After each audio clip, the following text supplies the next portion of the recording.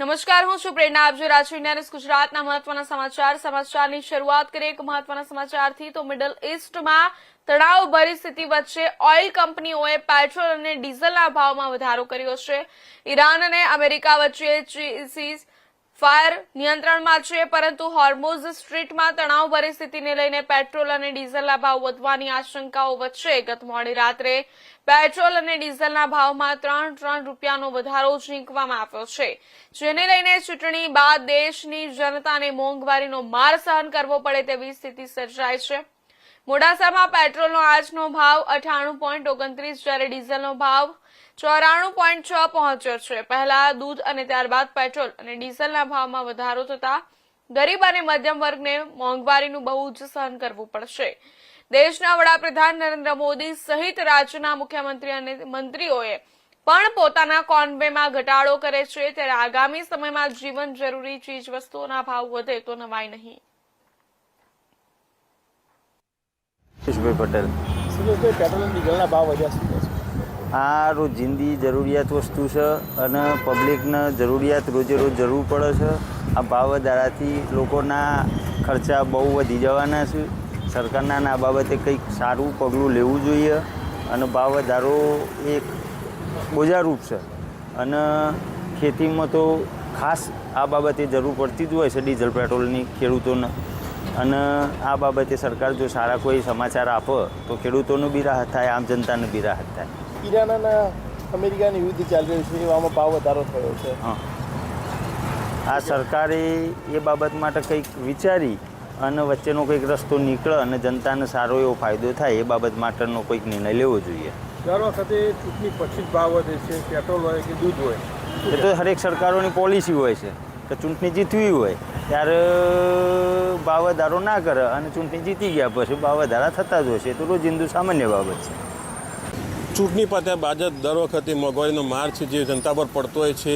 2 દિવસ પહેલાં વાત કરવામાં આવે તો દૂધનો પણ 2 રૂપિયા લીટરે ભાવ વધ્યો હતો, જ્યારે ગઈકાલે મધરાતથી પેટ્રોલ ડીઝલના ભાવમાં પણ વધારો થયો હતો. એ પ્રમાણે હાલ ચૂંટણી પત્યા બાદ જે પ્રમાણે ચૂંટણીના પૂરું થવાના આરે જ જે છે જનતા પર મોંઘવારીનો માર મુકાતો હોય છે.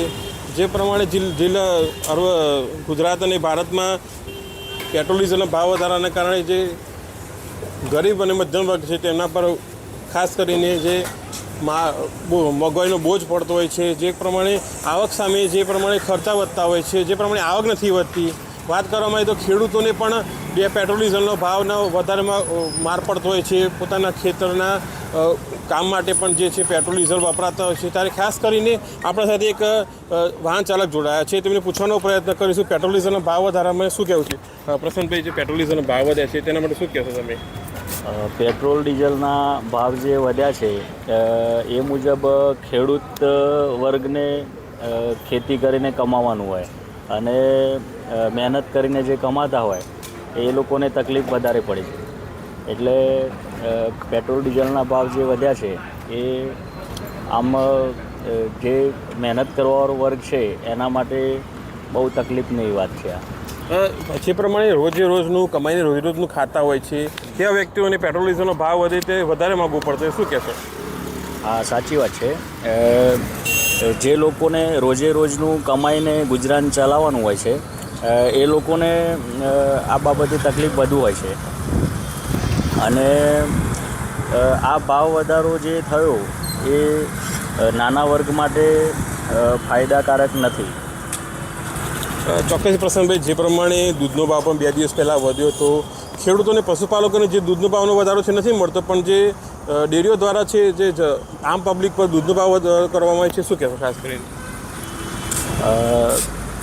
રોજબરોજની જે જરૂરિયાત છે, ખાવા પીવાની વસ્તુ છે, તેમાં આ ભાવ વધારો જે છે એ નાના વર્ગ માટે ખૂબ મુશ્કેલી રૂપ સાબિત થાય છે.